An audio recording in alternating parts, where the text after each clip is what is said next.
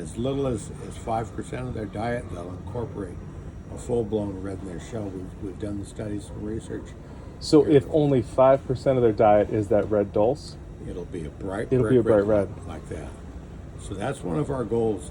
Red algae grows all over here, but we can't harvest it in sufficient quantities to pull that off. It requires diving, Yeah. and there are a lot of marine protected areas in this area that you can't collect Yeah. the reds off So the then, bottom.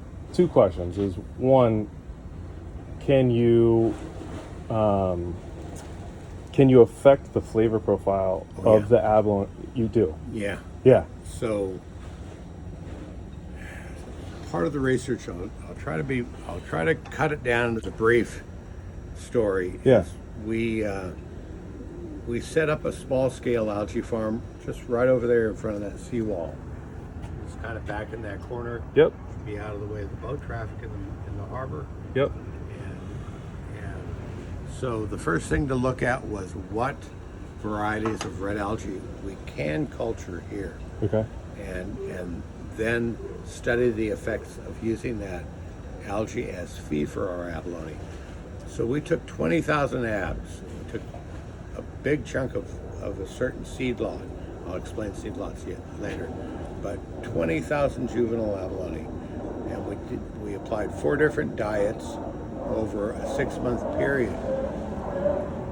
Before we even built the algae farm, I mentioned this to a chef at the Highlands Inn, Yep. Mark Ayers, Okay. and he was excited about it from the get-go.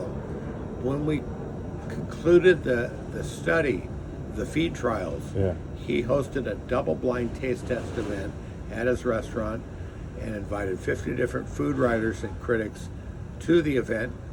And at the end of the night, the votes were 4-1 in favor of the red algae fed abalone way. over the just straight giant kelp. And the 1% that, the 1 out of 4 couldn't tell the difference. Interesting. So, I mean, that was a real shot in the arm for that. So is there science. is there a different growth? Like, do they grow at different rates when they're being fed? So I guess the end of my question would be is like, can you finish them on the red algae? It's like, do the bull kelp or giant kelp for the initial grow out, and then just are you finishing them with a red? We could do that. It does make a difference. It enhances the flavor, and it does increase the growth rates by as much as 25%. That is huge because abalone are really slow growers. Yeah, you're babysitting them. 25% is huge. Yeah. It takes 4 years to grow the smallest one that we sell. So wait, say that it takes 4 years to Actually- grow that 3/4 pound, No, the quarter pound. or I'm sorry, the 1/4 pound. Yeah. Those are minimum of 4 years.